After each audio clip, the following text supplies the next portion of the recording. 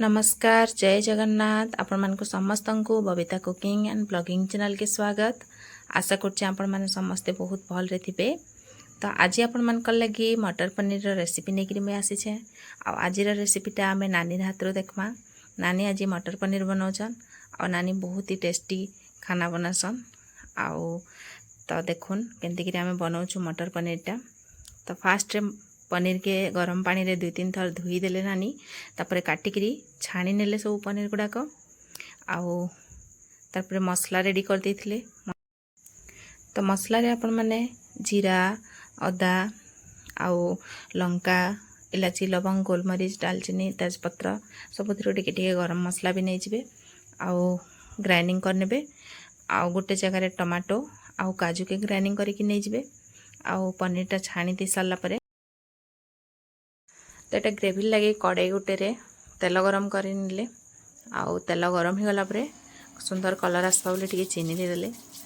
चीनीटा टिके मेल्ट हो गला परे जीरा और तेजपत्र के परजी देले। जीराटा भल भाव फुटी गला परे सेतरे सब बटा मसला पके देले, जेनटा कि अदा जीरा सब मसला थिला।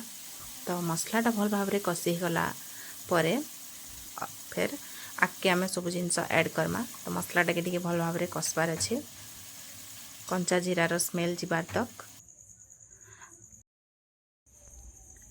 तो क्वांटिटी टिके अधिका थिला जेहेतु टिके अधिका समय लागुला मसलाटा कषि हबार लगी। आउ भल भाव कषि गला परे एबे हमें टमाटो बटा आउ काजू बटा के ऐड करदमा। आउ भल भाव फिर कषि नमा मसलार संगे। इस समय रे मसला रे लंका गुंड आउ कलर लंका गुंड, कश्मीरी लाल आउ हल्दी ये सब जिनस देकरी बहुत भल भाव मसला के पूरा कषि नेबे, जेमती कि मसला रू पूरा तेल रिलीज होबार तक बहुत भल भाव पूरा कषवा के पड़वा मसलाटा। मसला कषि हला परे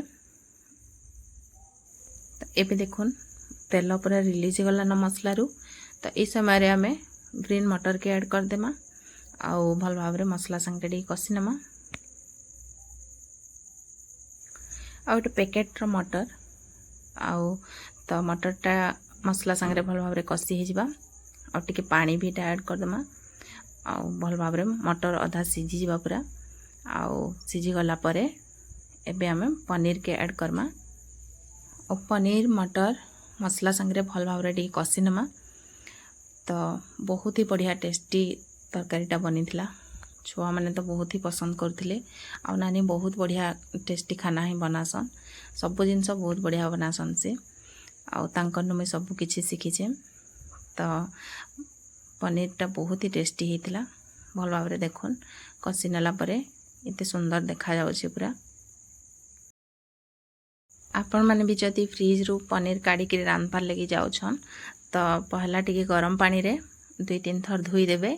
तारपरे काटबे देखबे पनीरटा सॉफ्ट भी हिजबा। आउ सेतरे जन टिके खट्टा पण हेतिसी भी सेटा भी कमी जिबा। तो पूरा फ्रेश पनीर लेखन लागबा। आपण माने भी थरे एंती करी करबे। आउ देखुन पनीर मसला भल भाव कषि हो गला न। आपण माने भी देखि पारथिबे केते सुंदर कलर हेचे। तो ए समय रे जेतकी ग्रेवी रखबे से हिसाब रे पानी दे देबे। आउ फुटबार लगी छाड़ी देबे। 10-15 मिनिट फुटी गला परे रेडी हो गला हमर मटर पनीर। तो आशा करछ मैं आपण मान को भी भल लागिथबा वीडियोटा। आउ जदि भल लागला बोले प्लीज वीडियोटा के लाइक टे करबे। चैनल रे नवा अछन बोले चैनल के सब्सक्राइब कर देबे। सब्सक्राइब करके घंटी बटन के दबा देबे। ऑल ऑप्शन रे सिलेक्ट करबे, जार फल रे मैं जहाँ भी वीडियो अपलोड करमी आपण मान को तार नोटिफिकेशन मिली जिबा। तो फिर मुई आउटे नवा वीडियो नहीं कि आसमी। सेते बेल तक रहू छे। नमस्कार, जय श्री जगन्नाथ।